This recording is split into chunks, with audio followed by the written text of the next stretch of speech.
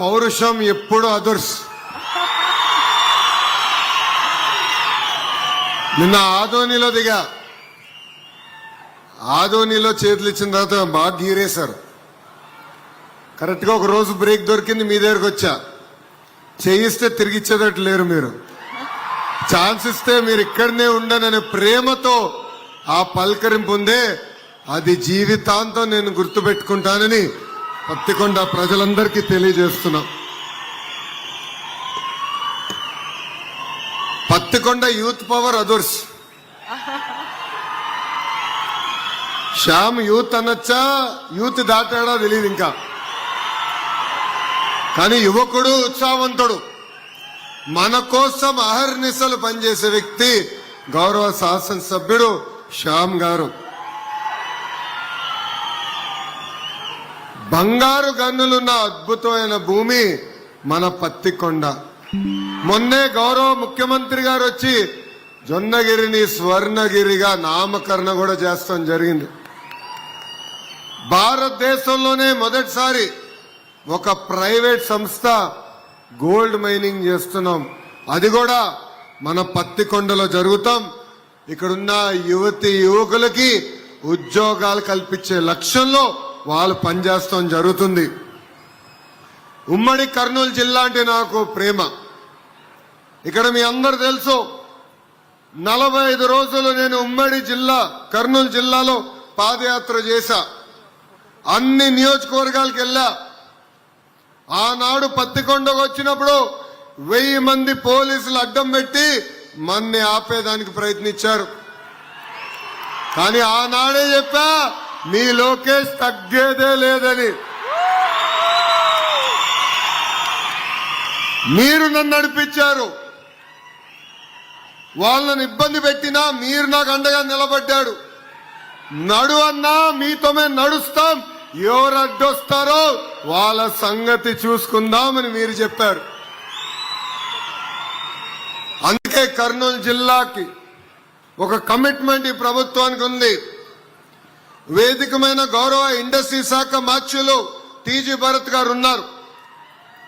ఈరోజు ఆంధ్ర రాష్ట్రానికి పెద్ద ఎత్తున పరిశ్రమలు వస్తున్నాయంటే దాంట్లో కీలక పాత్ర గౌరవ మంత్రి టీజీ భరత్ గారిది. కేబినెట్ మీటింగ్లో ఎప్పుడు మేము కొట్టుకుంటాం. పెట్టుబడులు వచ్చినప్పుడు ఏ ప్రాంతానికి ఏ పరిశ్రమ పంపించాలని. అప్పుడు భరత్ గారు ఒక్కటే అంటారు, వెనుకబడిన జిల్లా, మీరు నడిచిన జిల్లా కర్నూలుకి ఇచ్చిన తర్వాతనే వేరే జిల్లాకి ఇవ్వండి అని కోరే వ్యక్తి భరత్ గారు. అంటే ఒక కమిట్మెంట్తో, ఒక పట్టుదలతో మేము పనిచేస్తున్నాం. ఈరోజు రిలయన్స్ ఇండస్ట్రీస్ కానివ్వండి, ఒక డ్రోన్ సిటీ కానివ్వండి, ఫార్మాకు సంబంధించిన అనేక పరిశ్రమలు కర్నూలు జిల్లాకి తీసుకొచ్చిన ఘనత కూటమి ప్రభుత్వాన్ని. ఈరోజు ప్రత్యేకంగా రెన్యూబుల్ ఎనర్జీ పరిశ్రమలు కూడా తీసుకొస్తున్నాం. ఈ పరిశ్రమ వల్ల, ఈరోజు ఇన్స్టలేషన్ వల్ల, కన్స్ట్రక్షన్ అప్పుడు 4000 మంది యువతి యువకులకి ఉద్యోగాలు వస్తాయి. ఈ 800 మెగావాట్ల ద్వారా 1100 మంది రైతులకి 30 సంవత్సరాలు లీజ్ వాళ్ళే డైరెక్ట్ గా మీ అకౌంట్ లో వేయబోతున్నారు. ప్రభుత్వం లక్ష్యం ఒకటే, పెద్ద ఎత్తున ఉద్యోగాలు, ఉపాధి కల్పిస్తాం. అందుకే మన ఐటీఐల్ని బలోపేతం చేస్తున్నాం. ఇండస్ట్రీ కనెక్ట్ తీసుకొస్తున్నాం. వేదికమైన సుజలాన్ సంస్థ కూడా దగ్గరకు వచ్చి మన ఐటీఐస్ ని బలోపేతం చేస్తున్నారు. రాబోయే రోజు వాళ్ళకి ఫ్యాక్టరీ కూడా ఇక్కడ ఆల్రెడీ కట్టారు. అనంతపూర్ జిల్లాలో 1200 మందికి వాళ్ళు ఉద్యోగాలు కల్పిస్తున్నారు. ఇంకా పెద్ద ఎత్తున ఉద్యోగాలు కల్పించాలంటే నిరుద్యోగ యువకులకి మంచి స్కిల్ అందజేయండి, వాళ్ళకి ఉద్యోగాలు కల్పించే బాధ్యత మేము తీసుకుంటామని వాళ్ళు చెప్తాం జరిగింది.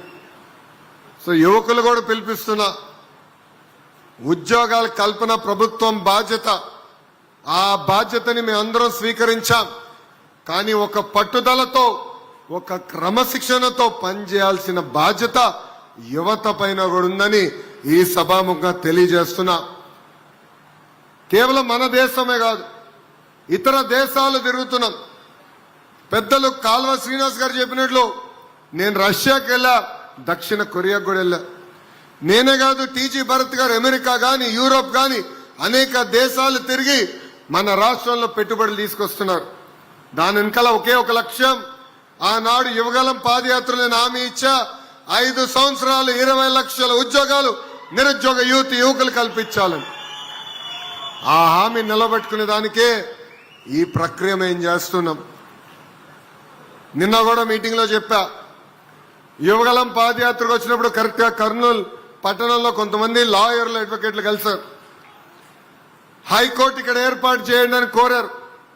వాళ్ళకి ఒకటే చెప్పా, ఒకే రాష్ట్రం ఒకే రాజధాని, కానీ అభివృద్ధి వికేంద్రీకరణ చేసే బాధ్యత మీ లోకేష్ తీసుకుంటాడని. ఆనాడు నేను హామీ ఇచ్చా, కర్నూలుకి హైకోర్టు బెంచ్ తీసుకొచ్చే బాధ్యత మీ లోకేష్ తీసుకుంటాడని. 90 రోజుల్లో కర్నూలుకి హైకోర్టు బెంచ్ తీసుకొచ్చే బాధ్యత నేను తీసుకుంటున్నానని ఈ సభాముఖ కర్నూలు ప్రజలందరికీ నేను తెలియజేస్తున్నా. ఆనాడు పాదయాత్రలు ఇచ్చిన ప్రతి హామీని గుర్తుపెట్టుకున్నా, ప్రతి హామీ నేను బుక్ లో రాసుకున్నా.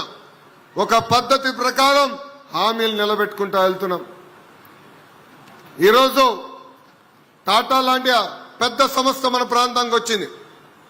కావాలని ప్రతిపక్షంలో ఉన్న కొంతమంది నాయకులు మన మధ్యలో చిచ్చు పెట్టడానికి ప్రయత్నిస్తున్నారు, మన్ని రెచ్చగొట్టడానికి ప్రయత్నిస్తున్నారు, పరిశ్రమలు రాకుండా చేయడానికి ప్రయత్నిస్తున్నారు. దయచేసి ఇక్కడున్న రైతులందరినీ కోరేది అప్రమత్తంగా ఉండండి. ఇది ఒక అద్భుతమైన అవకాశం. వాళ్ళు మన భూమి తీసుకుని ప్రతి సంవత్సరం మనకి కౌలు ఇస్తాం జరుగుతుంది. ఈరోజు సోలార్ విద్యుత్ విండ్ కంపెనీలు వచ్చినాయి కనుకనే మనం కరెంటు ఛార్జీలు కూడా పెరగకుండా చూసుకుంటున్నాం. ఆనాడు నేను పాదయాత్రలు చెప్పా, 5 సంవత్సరాలు ఒక్కసారి కూడా మేము కరెంటు ఛార్జీలు పెంచుతాం కాదు కదా, కరెంటు ఛార్జీలు తగ్గించే బాధ్యత మేము తీసుకుంటామని.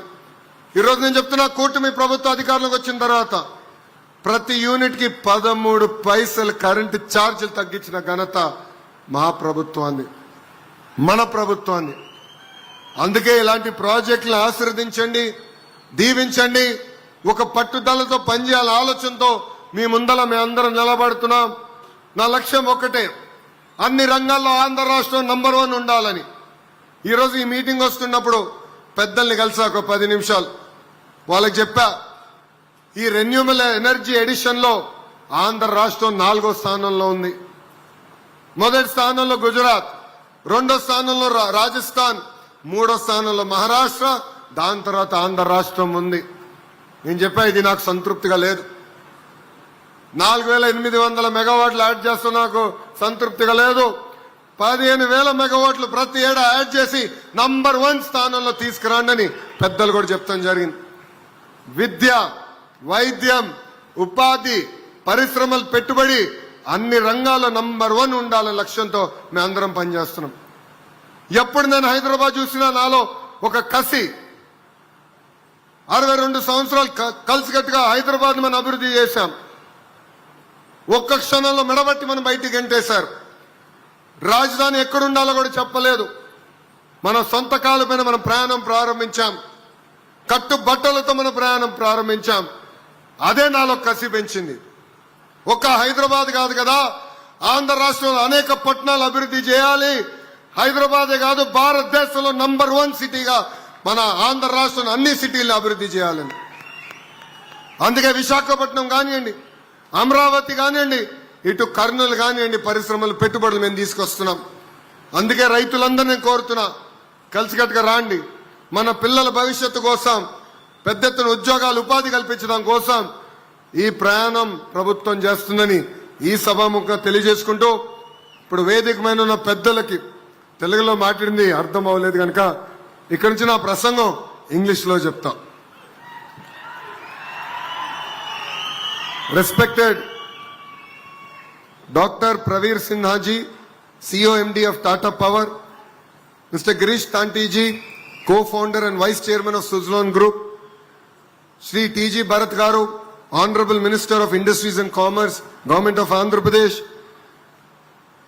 నాకు తమ్ముడు సమానమైన కేఈ శ్యామ్ గారు, ఆనరబుల్ ఎమ్మెల్యే పత్తికొండ,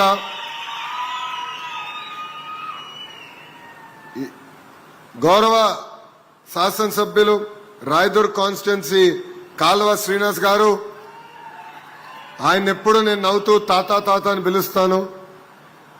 అంత పెద్ద వయసు కాదు కానీ మొన్న నేను ఇంట్లో భోజనాలు పెట్టినప్పుడు మనవడితో వచ్చాడు. మనవడు తాత చుట్టే తిరిగాడు. అతనికి వచ్చిన నోరు నుంచి వచ్చిన మొదటి పదం తాత అని. అందుకే తాత అని ప్రేమగా పిలిచే మా కాల్వ శ్రీనివాస్ గారు, Sanjay బంగాజీ, CEO MD of Tata Power Renewable Energy Limited, Sri Ajay Kapoor ji, CEO of Suzlon Group, Dr. A. Siri garu, District Collector and Magistrate of Kurnool Districts, andarki na hృదయపూర్వక నమస్కారాలు. It gives me immense pleasure to be here today in Pattikonda for yet another milestone in the green energy story of the great state of Andhra Pradesh. All of you are aware, before this government came into power, Andhra Pradesh renewable energy story was all but dead. No additions, meaningful addition of renewable energy happened in the previous administration of 5 years. Power purchase agreements were unilaterally cancelled, throwing the entire sector in disarray. Andhra Pradesh, once considered as a pioneer in renewable energy policies, became a state that was untouchable for global investors.